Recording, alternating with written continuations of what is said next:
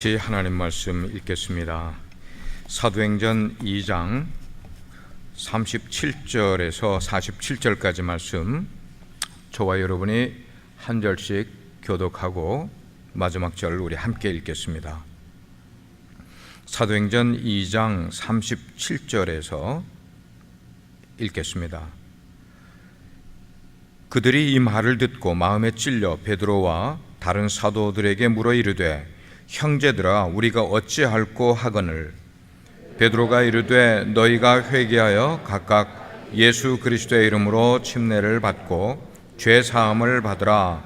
그리하면 성령의 선물을 받으리니 이 약속은 너희와 너희 자녀와 모든 먼데 사람 곧 주 우리 하나님이 얼마든지 부르시는 자들에게 하신 것이라 하고, 또 여러 말로 확증하며 구원하여 이르되, 너희가 이 패역한 세대에서 구원을 받으라 하니, 그 말을 받은 사람들은 침례를 받으매 이날에 신도의 수가 3,000이나 더하더라.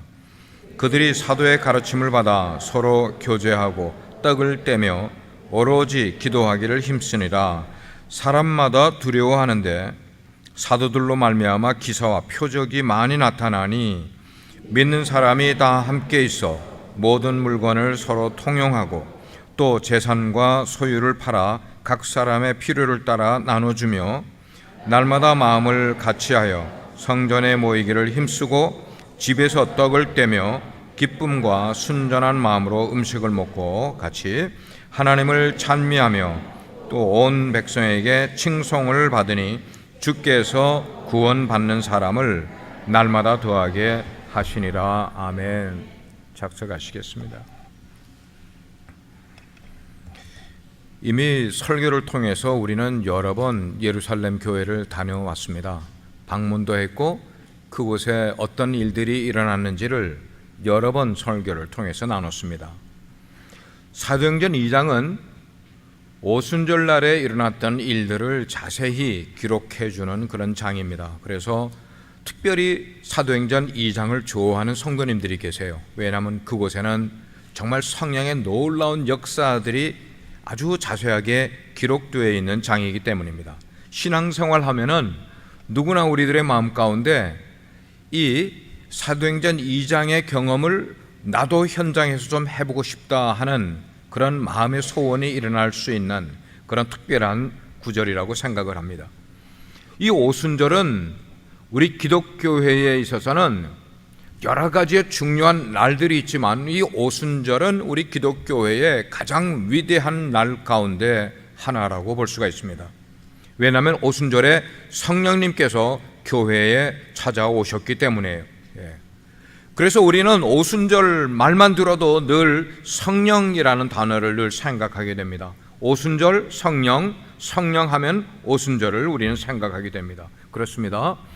오순절 날 성령이 교회 위에 임하니까 초대교회가 생명이 약동하기 시작하는 모습을 우리에게 알려줍니다.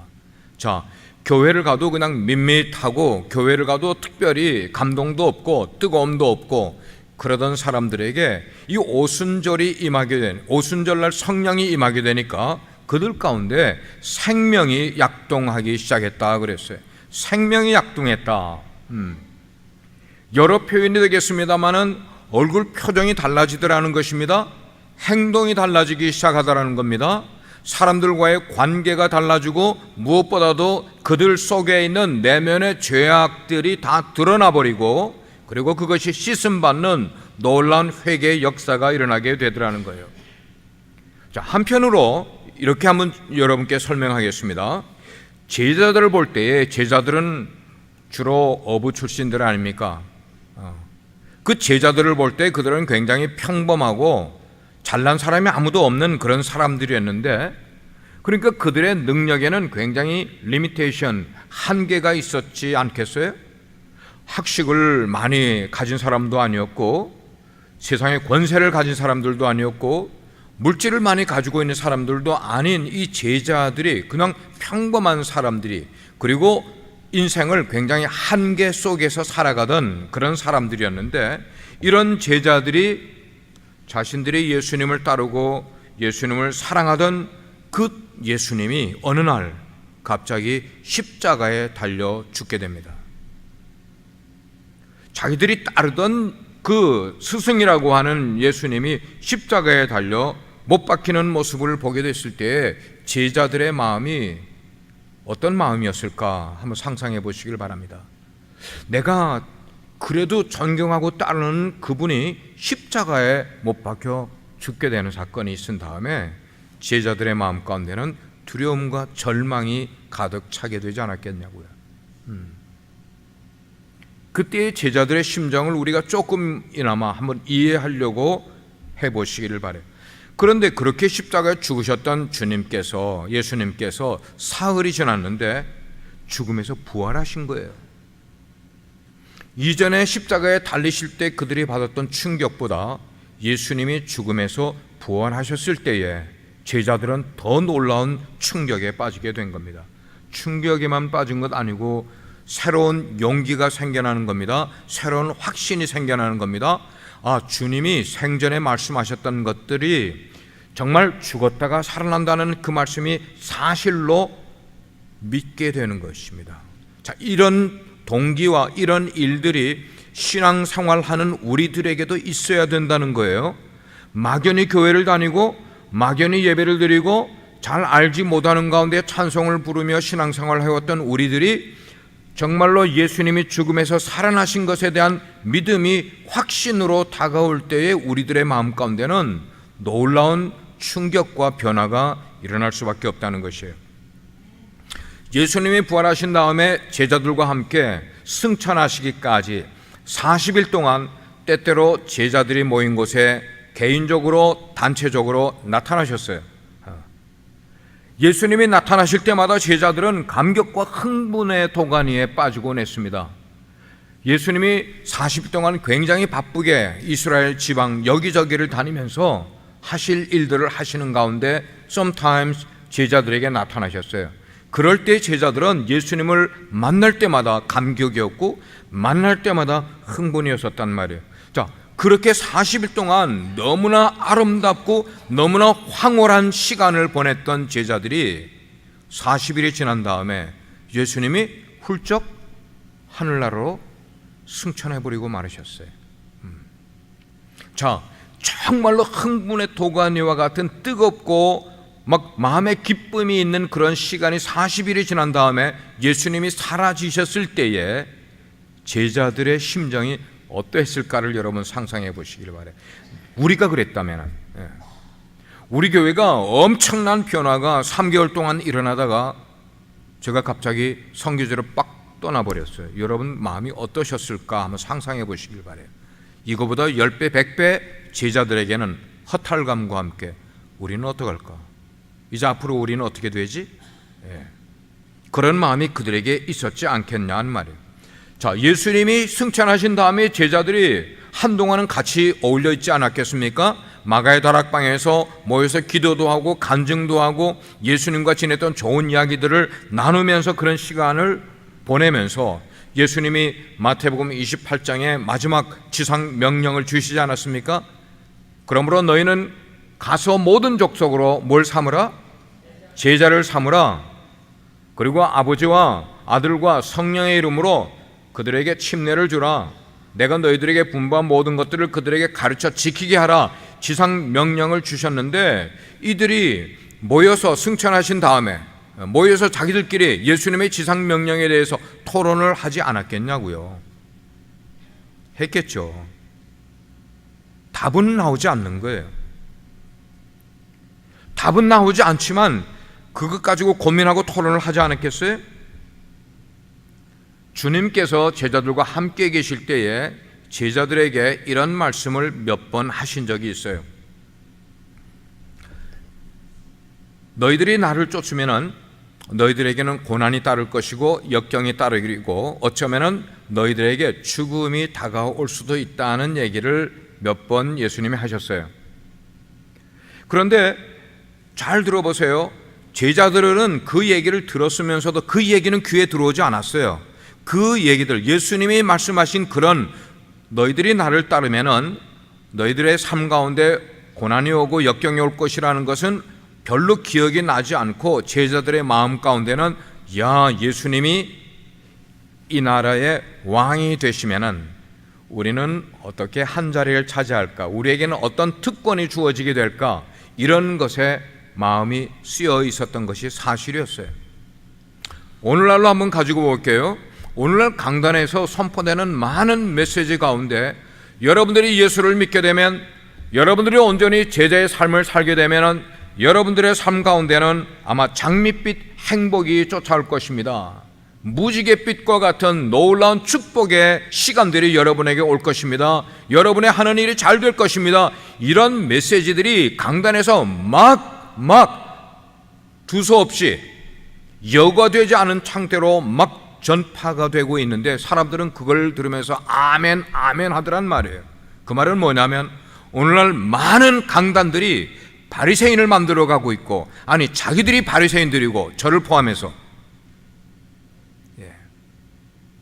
바리새인적인 메시지를 선포를 하고 있는데, 성도들은 거기에 바리새인이 되어 가고 있는지 모른 채로 아멘 아멘 하고 있는 것이 오늘날 현대 교회의 실제 모습이더라는 거예요.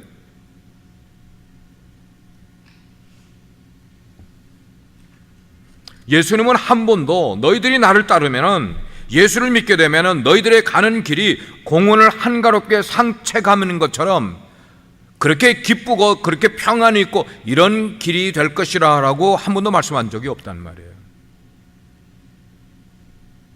그 대신에 너희들이 나를 따르려면은 고난을 각오해야 된다, 좁은 길로 가야 된다, 세상 사람들이 너희들을 내쳐버릴지 모른다, 너희들은 죽음을 각오해야 한다, 이런 말씀을 계속 제자들에게 하셨단 말이에요.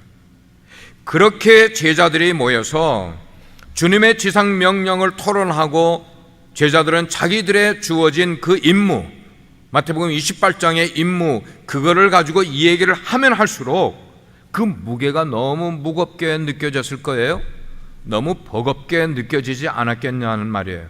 마치 신학교를 나왔는데 하나님께서 그 신학생을 너는 저 선교지 어려운 데로 가라라고 했을 때 하나님의 명령을 받은 주의 종이 마음 가운데 커다랗게 버거움을 느끼는 것과 동일한 모습으로 예수님의 제자들은 지금 상당히 버거움을 느끼고 있었을 것이에요. 서로 얼굴들을 쳐다보면서 우리가 어떻게 이방인에게 다가가 복음을 전하지? 야, 우리가 어떻게 이방인에게, 우리가 이방인이 누군지 알아? 제자들은 예루살렘을 한 번도, 그러니까 이스라엘 땅을 한 번도 밖으로 나가본 적도 없는 제자들이었습니다. 이방인들을 만나본 적도 없는 사람들이었어요. 왜? 이방인은 우리와 같은 사람들이 아니기 때문에, 선택받은 사람들이 아니기 때문에 상종을 하지 않고 있었던 제자들이란 말이에요. 그런데 우리가 어떻게 이방인을 찾아가 그들에게 어떻게 복음을 전한단 말이야? 근데 사실 제자들은 그런 걱정을 할 필요가 없었어요. 왜냐하면 주님께서 제자들에게 그런 지상 명령을 주셨을 때는 주님께서 아주 세밀한 계획도 주실 것이고 그들에게 필요한 것들도 주님이 다 채워주실 것이기 때문에 제자들은 막상 그 지상 명령을 수행할 때에 마음의 부담을 가질 필요가 없었단 말이에요. 예를 들면은 우리가 읽은 본문 그 직전에 14절부터 베드로의 설교가 나오고 있어요. 베드로의 설교, 처음에 성경에 베드로의 설교가 나오는 것이 바로 사도행전 2장인데 베드로의 설교는 정말 놀라운 설교였어요. 장 목사는 거기에 꼬레비의 꼬레비도 따라가지 못할 정도의 능력의 설교를 베드로가 했어요. 베드로가 설교 원고를 작성해서 했겠습니까? 베드로의 손에 원고가 있었겠습니까? 설교를 잘 준비를 해서 밤을 새워 준비를 해서 설교를 했겠습니까? 아니에요. 베드로는 예수님이 하시던 모습을 생각을 하면서 예수님은 이렇게 설교하셨다는 것을 따라다니면서 본 그 지식만 가지고 설교를 했는데, 오늘 우리가 읽은 본문 가운데 보면 놀라운 일들이 예수님의 설교 이후에 일어나게 됐다는 것이에요. 예수님을 가만 보니까 예수님은 설교를 하실 때, 말씀을 증거하실 때에 많이 구약 성경을 인용하는 것을 들었어요. 예수님의 바리새인들과 논란이 일어나게 될 때에도 성경을 가지고 프로브하셨고, 서기관들과 대화를 나눌 때도, 율법 학자들과 대제사장들과 만나 변론을 할 때도 예수님은 성경을 대면서 너희는 율법도 읽어보지 못하였느냐, 너희는 모세의 책을 읽어보지도 않았느냐라는 식으로 예수님은 말씀하시면서 예수님과 변론하는 유대교 지도자들을 그렇게 힐난하시는 분이 바로 예수님이셨단 말, 그런 것을 베드로가 보고 배운 것이에요. 얼마나 놀라운 일이었냐는 거예요. 제자들은 말씀에 서 있는 사람이었습니다. 제자들은 말씀의 권위 앞에 순종하는 사람들이었습니다. 여러분, 중요한 것은 우리의 신앙생활 속에 말씀의 권위가 인정되고 있는가를 생각해 보셔야 돼요. 여러분들은 말씀 앞에 서 있는 삶을 살아가는지를, 우리 삶을 돌이켜 봐야 된단 말입니다. 우리가 아무리 교회 나와서 예배에 참석하고 한다 할지라도 이거보다 더 중요한 것은 말씀 앞에 서 있는 삶을 살아가야 되는 것이고, 말씀의 권위를 인정할 줄 아는 삶을 살아가야 되는 거예요.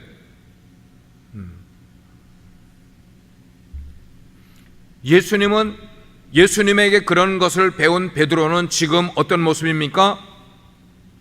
아주 비싼 옷을 입고 서 있는 대제사장들 앞에서도, 그리고 학식이 많은 서기관들 앞에서도, 그리고 시기심 많은 사두개인들이나 간교한 바리새인들 앞에서도 하나 떨리지 않으면서 담대하게 말씀을 선포하고 있는 베드로의 모습을 우리는 보게 돼요. 그가 어떤 사람이었었나 하는 거예요. 그가 과거에 어떤 사람이었냐는 거예요. 베드로가 이렇게 말씀을 전하게 되니까 생명의 복음이 예루살렘 골목골목으로 퍼져나가기 시작을 하는데, 이 생명의 복음이 가는 곳마다 가정들이 변화가 일어나기 시작하는 겁니다. 어느 누구도 이전에 들어보지 못했던 어떤 선지자나 어떤 서기관을 통하여, 성경학자를 통하여 들어보지 못하던 메시지가 베드로의 입을 통하여 흘러나오게 될 때에 그 메시지를 듣는 사람들에게 상상하지 못하는 그런 놀라운 말씀의 권능을 느끼게 되는 거예요. 아니, 듣는 사람만 느끼는 것 아니라 말씀을 전하고 있는 베드로의 마음 가운데도 하나님의 말씀에 큰 힘이 있다는 것을 설교하고 있는 베드로가 스스로 느끼고 있는 거예요. 그렇습니다. 하나님의 말씀 앞에서는 마귀가 고개를 들 수가 없게 되어버려요. 마귀가 하나님의 말씀을 이길 수도 없게 돼요. 하나님의 말씀에는 바로 이런 권능이 있음을 믿으시기를 바랍니다. 우리가 믿는 신앙은 말씀이에요. 딴 것 아니에요. 말씀에 그런 권능이 있음을 우리는 믿어요. 자, 그런데 베드로의 그런 설교가 있은 다음에 그들에게 어떤 일이 일어났느냐 하는 것입니다. 그들에게 어떤 일이 일어났느냐, 오늘 37절을 보니까 그랬어요. 베드로의 능력 있는 설교를 듣고 그들이 마음에 찔려 저마다 어찌할꼬, 영어로는 What shall we do?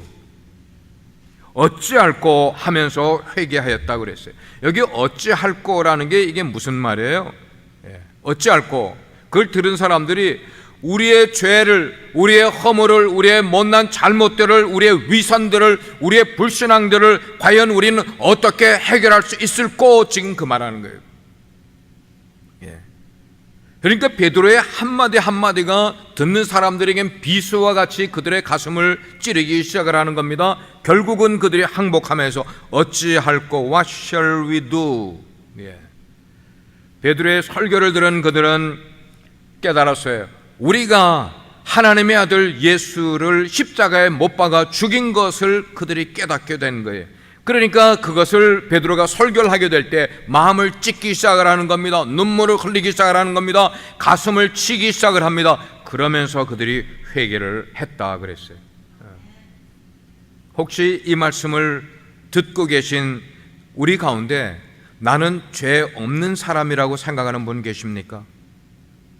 만약에 내가 하나님 앞에 서도 나는 회개하지 않아도 하나님 앞에 설 자격이 있다고 생각하는 분 혹시 우리 가운데 있으십니까? 아무도 없죠. 아무도 없어요. 그거는 무건에 지금 나는 죄인입니다 하는 걸 지금 인정하고 있는 거예요. 그러면 우리가 죄인이라면은 우리는 죄 씻음을 받아야 되는 거죠. 아멘입니까? 우리는 죄 씻음을 받아야 되는 존재. 죄를 짓기는 내가 지었는데 그 죄를 해결할 길은 내게 없는 사람인 거예요. 아멘입니까? 이게 지금 성경의 가장 중요한 부분들을 우리가 지금 다루고 있는 거예요. 우리는 죄를 지었어. 딴 사람이 죄를 지은 게 나에게 전가된 게 아니라 내가 죄를 지었어. 그 내가 죄인인데, 죄는 내가 지었는데 그 죄를 해결할 길이 나에게는 없는 거예요. 없는 거예요. 주홍같이 붉어진 죄를 우리가 세탁기에 그거를 때 묻은 그런 옷가지들을 넣고 거기다 타이드 그 비누가루를 넣으면은 깨끗해지는데, 우리의 주홍 같은 죄를 타이드로 닦으면은 깨끗해질 수 있을까? 딴 디터전트가 제가 생각이 안 나서 모르겠지만 뭐 딴 거 더 성능이 좋은 거 넣으면은 우리의 죄가 깨끗해질 수 있을까? 아니에요. 깨끗해질 수가 없어요. 우리의 죄가 깨끗해질 수 있는 것은 오직 하나, 찬송가에 그 내용이 나와 있어요. 나의 죄를 씻기는 뭐밖에 없다? 다 같이 뭐밖에 없다고요? 다 같이 아무 사람도 입을 벌리지 않는 사람이 없도록 무엇밖에 없다고요? 예수의 피밖에 없다. 아멘입니까? 예, 그래요. 예수의 피밖에 우리의 죄를 깨끗하게 할 수 있는 게 없다고 성경은 말씀을 하고 있어요. 바로 우리의 죄 때문에 예수님이 오셨고, 바로 우리의 죄 때문에 죄가 없으신 예수님이 우리 대신 십자가에 달려 죽으셨다는 말씀입니다. 그래서 이사야 53장 5절에는 그렇게 말씀을 하고 있어요. 그가 찔림은 우리의 허물을 인하며 그가 상함은 우리의 죄를 인함이라고 말씀을 하고 있는 거예요. 저는 사실 오늘 설교는 교회론에 관한 설교를 하려고 지금 하고 있는 거예요. 저는 우리 교회가 교회론의 마지막으로 우리 교회가 아름답고 능력 있는 교회가 되면 좋겠다. 근데 그 아름답고 능력 있는 교회의 샘플을 저는 예루살렘 교회를 지금 뽑고 있는 거란 말입니다. 우리가 정말 여러분이 출석하고 여러분이 몸을 담고 있는 빛과 소금의 교회가 아름답고 능력 있는 교회가 되려면 가장 우선적으로 해야 되는 것은 내 죄를 어찌할 거라는 고백을 먼저 해야 된다는 겁니다. 이것이 먼저 우선순위라는 거예요. 내 죄를 어떡할 거, 내 허물을 어떡할 거, 나의 불신앙을 어떡할 거라는 것을 주님 앞에 고해 내버려야 한다는 것입니다. 왜냐하면 우리 모두는, 저도 여러분도 회개할 죄가 너무나 많이 있기 때문이라는 겁니다. 우리가 따지게 되면 기도하지 못한 것도 죄요, 전도하지 못한 것도 죄요, 이웃을 사랑하지 못한 것도 죄요, 하나님의 나라를 확장시키는 그것에 게으름을 피웠던 것도 죄이기 때문에 이것 말고도 얼마나 많은 죄를 가지고 있는데, 이런 죄 하나하나를 생각하면서 하나님 앞에서 우리의 옷을 찢는 게 아니라, 유대인들은 옷을 찢었어요. 예수님이 유대인들 앞에서 나는 하나님의 아들이라고 이야기하니까 그 사람이 너무나 화가 나서 막 자기들의 옷을 찢었다 그랬어요. 우리의 옷을 찢는 게 아니라 우리의 마음을 찢으면서 회개해야만 한다는 것입니다. 그렇게 해야 우리에게 하나님의 은혜가 임하고, 하나님의 은혜가 임하면은 우리의 영적인 부흥이 일어나게 되고, 영적인 부흥이 일어나면은 우리 교회는 아름답고 능력 있는 교회가 될 줄 믿습니다. 초대교회는 사도들만 성령 충만하는 것이 아니라 초대교회에 있는 모든 성도들이 다 성령 충만하였다고 성경은 말씀을 하고 있어요. 예수님을 잘 쫓아다니는 여성도들만 성령 충만한 것 아니라 남성들도 성령 충만하였고, 연세가 되신 어른들만 성령 충만한 것이 아니라 젊은 청년들도 성령 충만하였다고 성경은 말씀을 하고 있어요. 우리가 성령 충만 받는 것은 뭐 특별한 어떤 특권이 있는 사람들만 성령 충만 받을 수 있는 것 아니라, 성령 충만은 예수 그리스도를 구주로 믿는 모든 사람들에게 하나님께서 약속하신 선물이기 때문에, 아멘입니까? 성령 충만은 선물이기 때문에 우리가 그렇게 받을 수 있게 되는 거예요. 그랬구나. 초대교회에 그런 일들이 있었구나. 두 번째로, 베드로가 그런 능력 있는 설교를 하게 됐을 때에 그들은 사랑이 충만한 공동체가 되더라는 겁니다.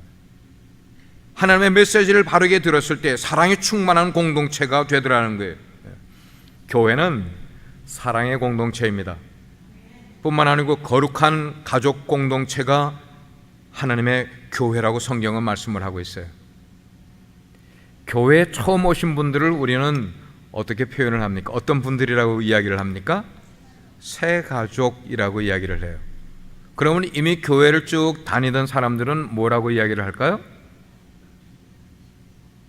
새 가족이면은 뭐라고 얘기할까요? 강민아 집사님. 성도. 좋은 얘기죠. 제가 지금 조크를 하려고 그랬기 때문에 처음 이렇게 오시는 분들은 이제 그 교회에 처음으로 오시는 분들은 우리가 새 가족이라 그러면은 오래 이렇게 이미 있는 분들은 그냥 그대로 가족이에요. 그대로 가족. 새 가족이 교회에 오시게 되면은 뭐처럼 느낄 수 있어야만 되는가 하면 가정처럼 느낄 수 있어야만 돼요. 가족처럼 느낄 수 있어야만 돼. 예. 왜냐하면 우리가 지금 속해 있는 세상은 모든 것이 다 정치적으로 돌아가고 있어요. 나에게 이득이 되는 그런 이익 집단으로 다 변해가고 있어요. 뭐 고상한 책에도 그 고상한 사람들이 모이니까 다 이기적인 집단이 돼버리더라고요. 예. 뭐 미국에는 별로 그런 데모가 그렇게 많이 일어나지 않지만 한국은 별의 별 그룹들이 전부 이익 집단으로 의사들도 막 데모를 해서 병원을 문을 닫고 약사들이 공부를 많이 한 약사들이 또 문을 닫고 기관차를 모는 사람들이 하고 택시 기사하는 분들이 다 데모해서 택시를 운영하자. 이게 다 뭐예요? 노조를 만들어서 자기들이 월급 작가고 또 데모를 하고 이게 다 뭐냐면 이익 집단으로 만들어가는 거예요. 내게 이익이 되지 않으면 안 하는 거예요. 예. 그러나 하나님의 공동체인 이 교회는 그래서는 안 되는 거예요. 우리는 진정한 사랑을 추구하는 공동체인데 그것은 내 이익을 추구하는 것보다는 상대방을 타인의 이익을 더 추구하고 더 생각을 하고 위하는 그런 그룹들. 예. 뿐만 아니라 교회는 그 사랑이 있게 되면은 허물을 가려주는 거예요. 어떤 사람이 약점이 있어도 약점을 들추지 않는 거예요. 사랑하면은 서로 대화를 나누게 돼 있어요. 여러분들이 교회에 오시게 되면은 대화할 거를 생각을 하셔야 돼요. 사람들하고 이분하고 저분하고 어울리면서 교제하고 만남이 반가워야 되기 때문입니다. 반가우면은 서로 다른 지체하고 교제를 나눠야 되기 때문입니다.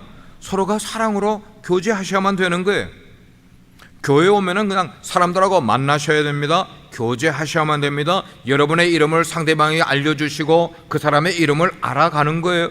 1년이 됐는데도 내가 우리 교회에 별로 아는 사람이 없어요? 이름도 별로 아는 사람이 없어요?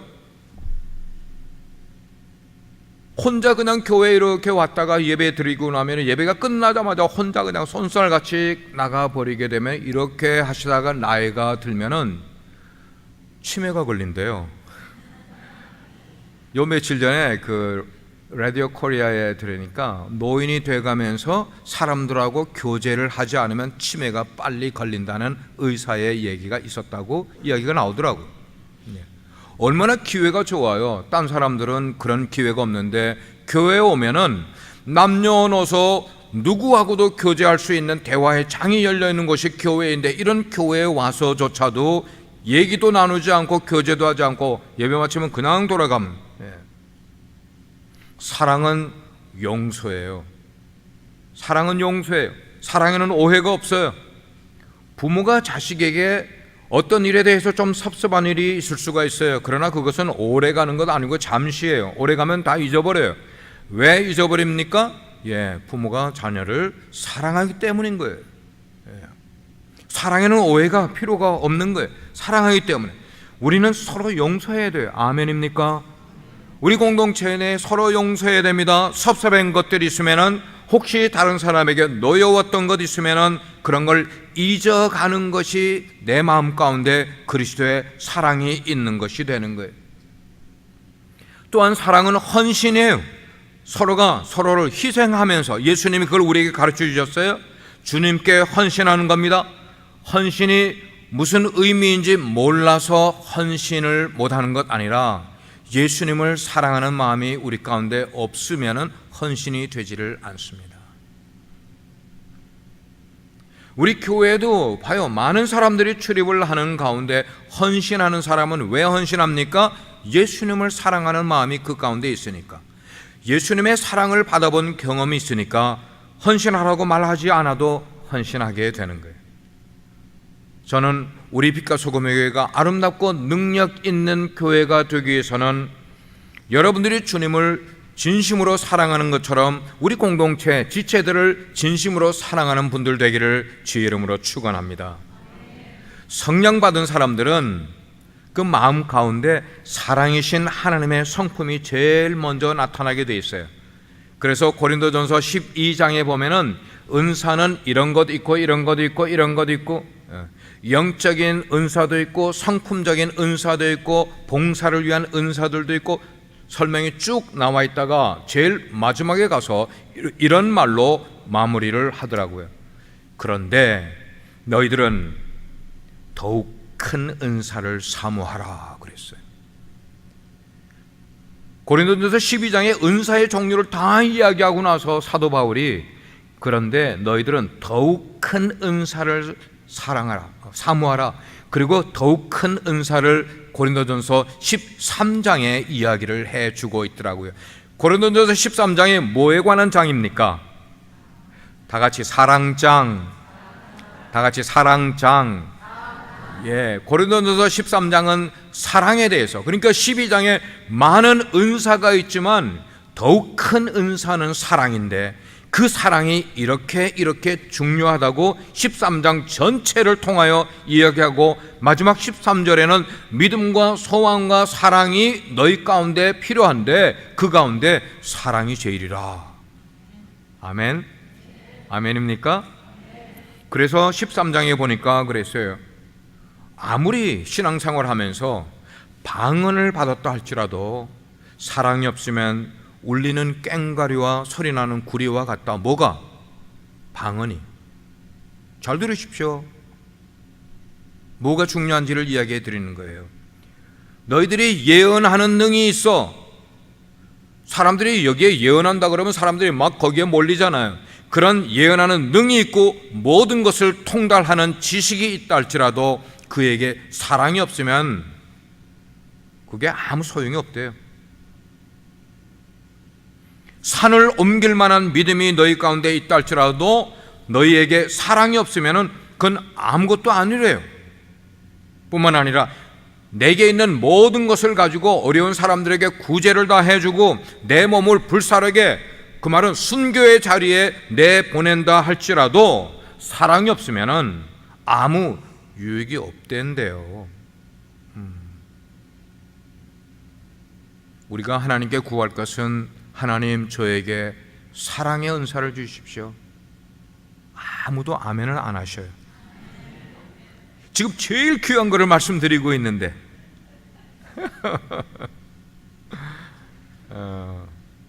우리가 하나님께 구할 때에 딴 거 예언의 은사 없어도 돼요. 신유의 은사 없어요. 저도 한때 전도사 시절에 신유의 은사를 달라고 기도원에 가서 막 방방 뛰면서 기도한 적도 있어요. 근데 가만 생각하니까 하나님이 신유의 은사를 저에게 주셨으면 거덜날 것 같아. 정말 제가 구한 적이 있었어요. 하나님이 저에게 말씀의 은사를 주겠다고 딱 말씀하실 때 제가 다시 엎드렸어요.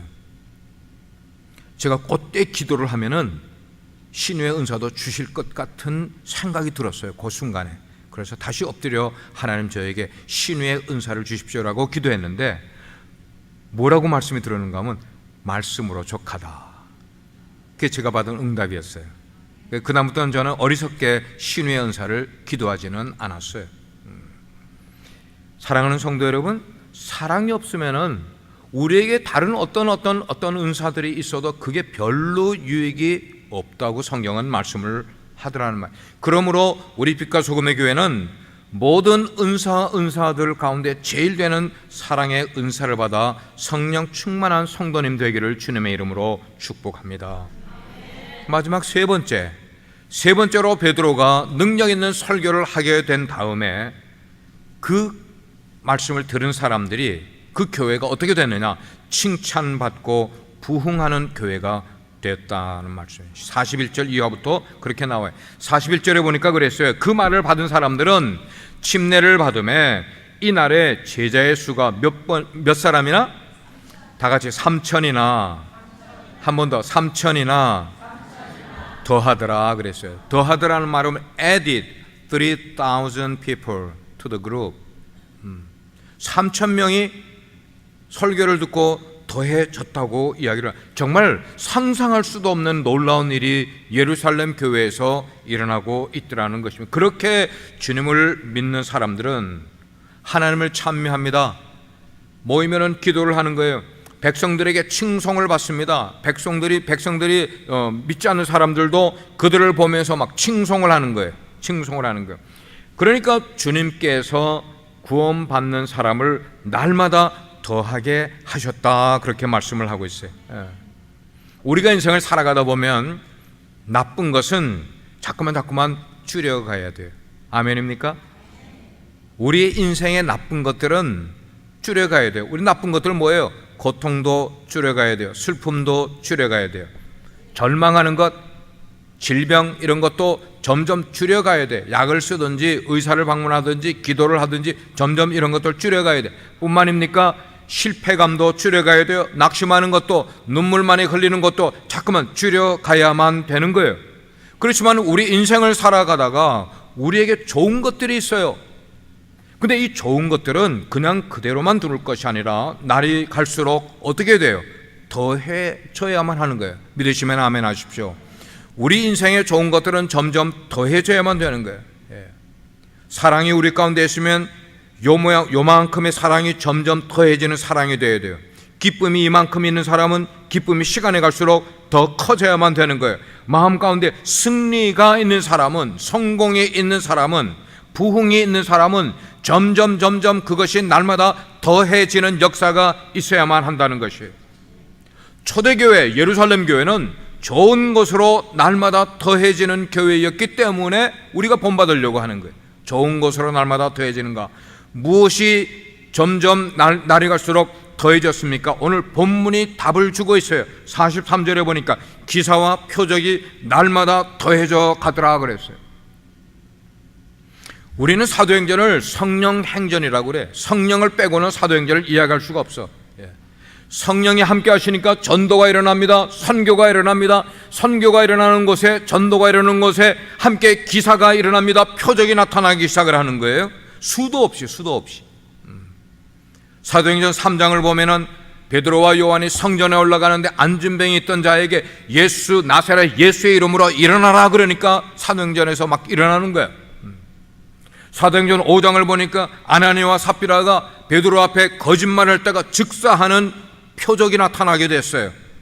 뿐만 아니라 베드로의 그림자만 덮어도 병이 낫는 역사가 사도행전 5장에 기록이 되어 있더란 말이에요. 19장에 가니까 사도 바울에게 희한한 능력이 나왔다고 이야기를 하고 있어요. 사도행전 20장에 가니까 바울의 설교를 듣다가 졸다가 2층 거기에서 창문에서 떨어져 죽은 청년 유두고를 사도 바울이 살려내는 놀라운 역사가 기록이 되어 있더란 말이에요. 사도행전 28장에 보면은 사도 바울이 뱀에 물렸는데 사람들이 보니까 이제 저자가 이제 곧 죽을 것이다 그랬는데 사도 바울은 멀쩡하니 죽지 않고 있는 거예요.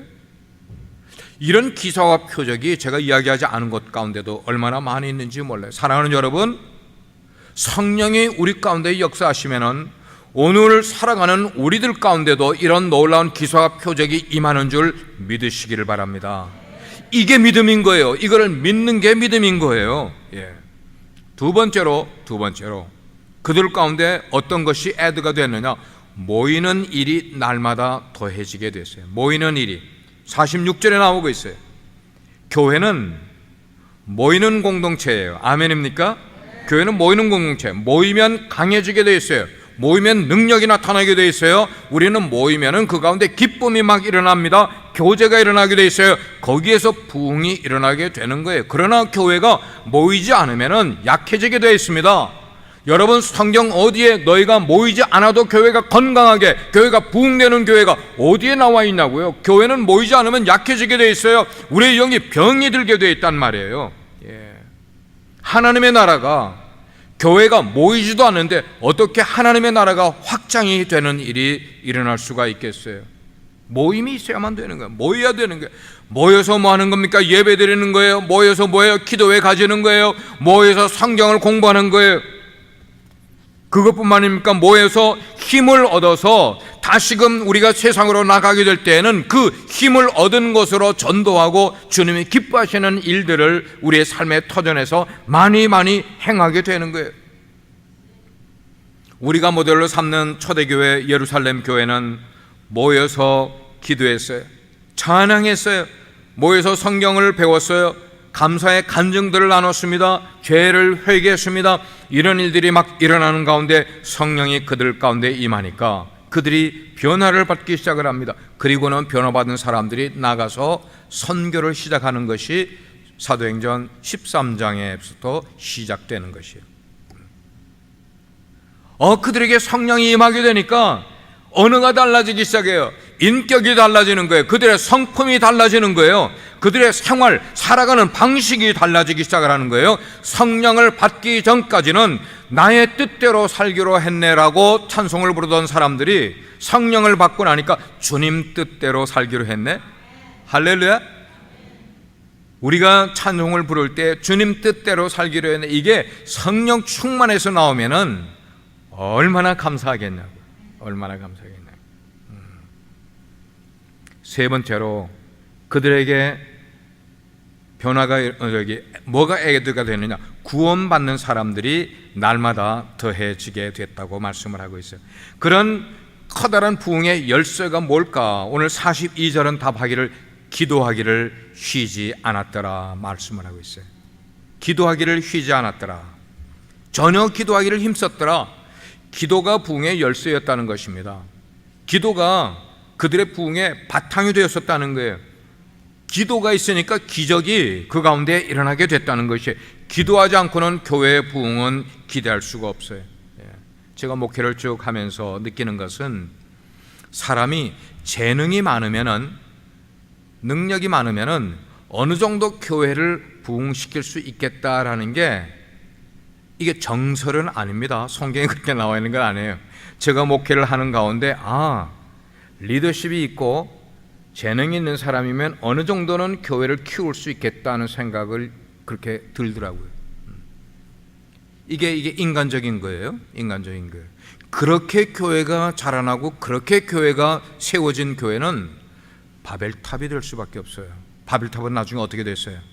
무너졌어요.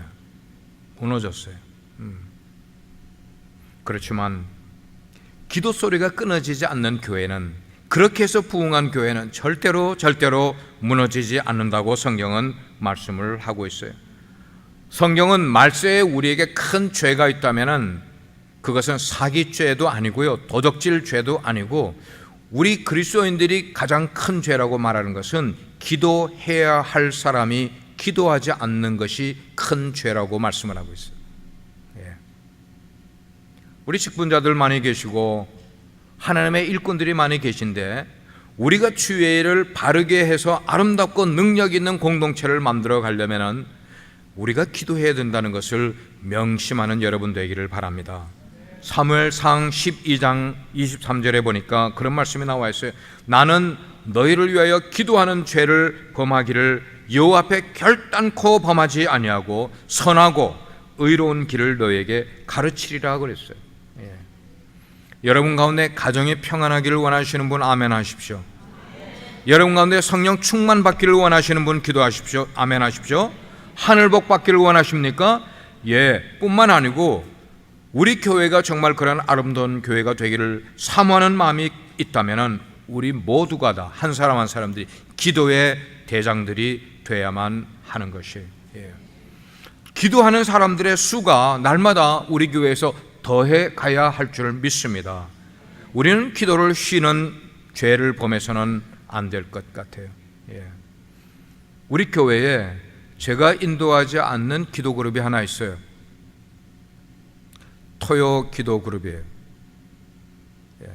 공식 우리 새벽 기도는 금요일에 마지막이지만 토요일에는 기도를 자원해서 하기 원하는 사람들만 나와서 새벽 제단을 쌓고 있는데 여기서 놀라운 일들이 일어나는 걸 저는 보고 있어요. 예. 그분들의 삶에 신앙의 변화가 일어나는 걸 보고 있어요. 여러분 이거 제가 여러분들에게 이게 진지하게 이야기 드리는 거예요.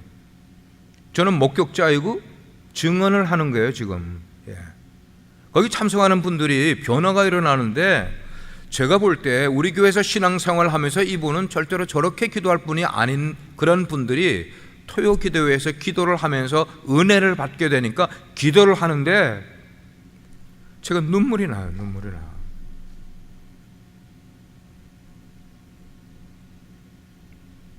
목회자가 인도해서 기도에 참석할 때에 은혜 받는 건 아니에요. 아니에요. 스스로 기도해야겠다고 하는 사람들이 모이면은 거기에 놀라운 은혜가 일어나는 줄 믿으시길 바랍니다. 저는 그래서 여러분들에게 가이드를 해드려요. 가이드를. 이렇게 하십시오. 이렇게 해야 됩니다. 이렇게 끌어가지 않고 여러분에게 가이드를 해드리는 거예요. 여러분 이렇게 하니까 신앙생활이 잘 되더라고요. 이렇게 신앙생활 하니까 은혜를 받더라고요. 이런 걸 여러분들에게 가이드 해드리면은 여러분들은 목사가 가이드 해준 대로 따라하면은 은혜가 되는 거예요. 예. 목사가 인도하는 성경 공부에 나와야만 은혜를 받는 것 아니고요. 목사가 인도하는 기도회에 나와야만 은혜 받는 것 아니야.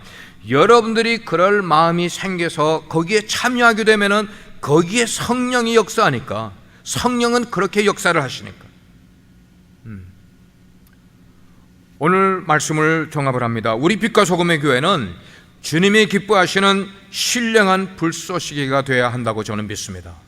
불쏘시개, 불을 일으키는 불쏘시개가 되어야만 하는 거예요. 그게 어떻게 그렇게 될 수 있느냐? 우리가 기도하게 될 때 어떻게 기도합니까? 하나님, 우리 교회를 사도행전을 새롭게 써가는 교회로 만들어 주십시오라고 우리가 기도한다면은, 적어도 우리가 기도하게 될 때 내 재산 문제만 기도하지 않고 내 건강 문제만 기도하지 않고 우리 가족만 기도하지 않고 하나님, 우리 교회가 하나님이 쓰시기에 아름답고 능력 있는 교회 되게 해주십시오라고 기도할 수만 있다면 하나님이 우리의 기도를 들어주시는 거예요. 안 들어줄 수가 없어요. 그런 기도는.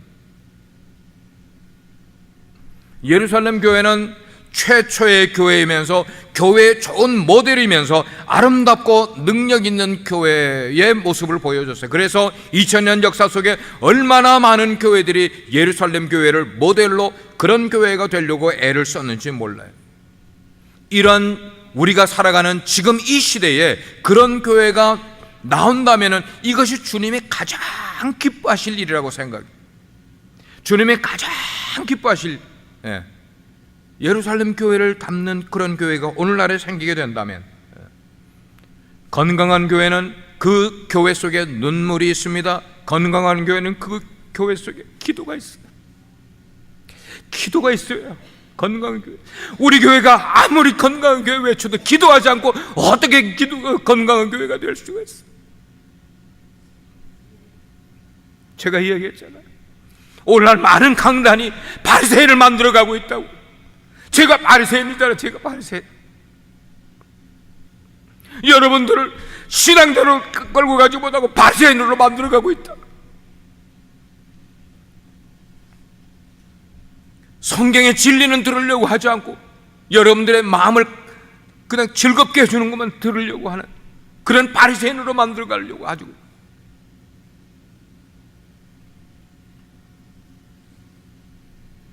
저는 그래서 하나님의 은혜를 베풀어 주시면 우리 교회가 그래도 정신 차리고 초대교회를 닮아서 아름답고 능력이 있는, 능력을 잃어버리지 않는 그런 교회, 이게 진정한 신앙생활 아니겠냐고. 여기서 듣기 좋은 소리만 듣고 가려면 여러분 강연회 가시란 말이에요. 강연회. 달라스에 가면 좋은 호텔에서 여러분 초대해가지고 한국에서 강사 모시고 여러분에게 강연회 열고 있잖아요. 적어도 우리가 교회로 모여서 하나님의 교회를 만들어 간다면, 이왕 교회를 만들어 간다면 우리는 아름다운 교회, 능력 있는 교회, 그 일을 위해서 우리가 아름다운 정원을 걷는 신앙생활을 하려고 하는 그런 마음이 있으면, 오늘 설교를 들어보니 그게 아니었구나. 내가 교회를 다니면서 정원을 걷는 그런 황홀한 그런 신앙생활을 하려고 했던 우리의 생각을 아예 접고 힘이 들어도 좁은 길을 가자 말이에요. 좁은 길을. 주님이 그랬어요. 누구든지 나를 따라오거든 자기를 부인하고 나를 쫓으라. 우리는 부인하는 걸 못해요. 부인하는 걸. 기도하겠습니다.